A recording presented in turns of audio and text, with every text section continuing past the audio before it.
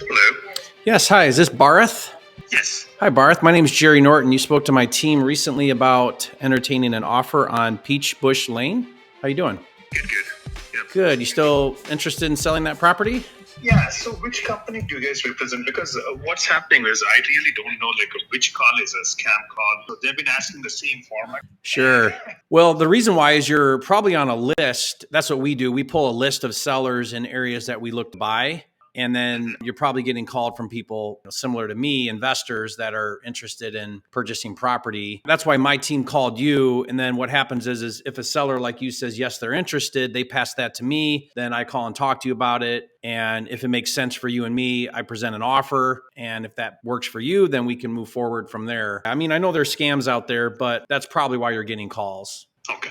You represent a company, so which company is it? Yeah, I'm just an investor. I'm individual. I work from home on my own. I have a large network of other investors I work with. I'm based out of Knoxville, Tennessee. I'm not even in Texas, but I do this nationwide. Been doing it 21 years. I see. How does it work? The step by step, so the offer, how it works? Yeah. So here's basically what happens is you've got a property here. I'm looking for a seller that would entertain cash at a discount. And then what I provide is speed and convenience.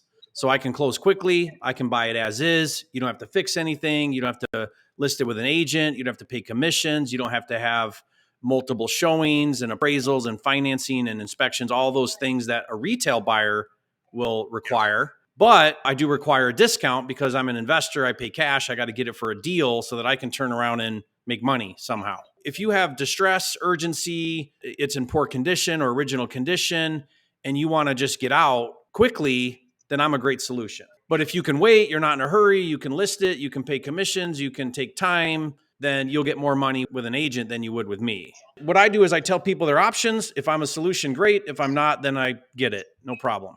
I think about it like this. You could take your car and trade it into the dealer and you hand them the keys and you walk out with money, or you could put it on Facebook Marketplace. People show up. They take it for a test drive. You put new tires on it. They need to get a loan. So you're dealing with their bank and it's a bunch of time and energy and effort, but you get more money. Or you walk into the dealer, hand them the keys, and you walk out with a check. And you know you sold it at a discount because the dealer's got to buy it wholesale to sell it retail. People do it all the time. It just depends on which one is better for you.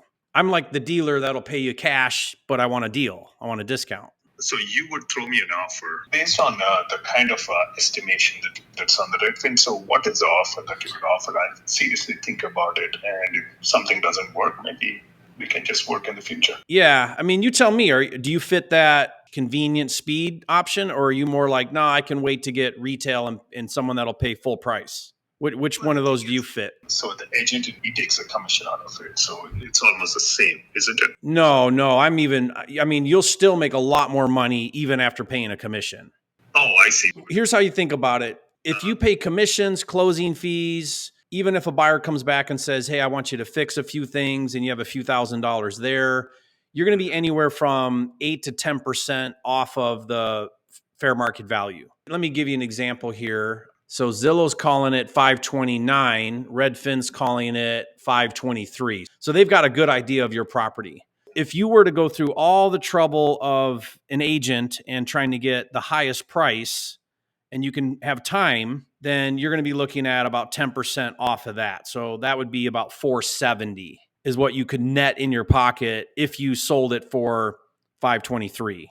Now, I don't know if you can get that. Maybe you only get 500, maybe you get 480, maybe because it's going to depend on things, right? Like your condition and so on. But as a general idea, you could probably get anywhere from 450 to 475 net in your pocket after all the fees. But like I said, you're going to have to go through a whole bunch of work to get there. So my discount would be, I got to get it less than 70% of that for it to make any sense at all. Because I got to buy it, spend money on it, resell it. Then I pay all the fees like you would pay, So I would probably be like somewhere around, I'll just give you a ballpark.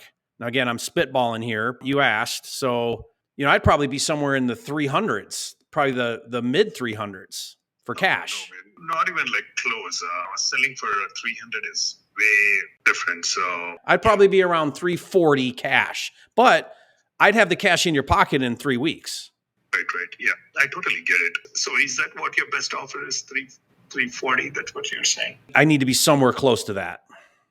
Okay. I could dig in a little deeper, but if we're not even in the ballpark, I mean, if you say to me, hey, Jerry, we're close, I could sharpen my pencil and get you a better number. I don't want to spend any time on it if you're stuck at 500.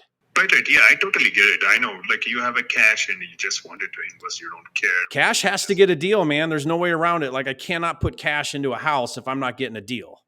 Right. Yeah.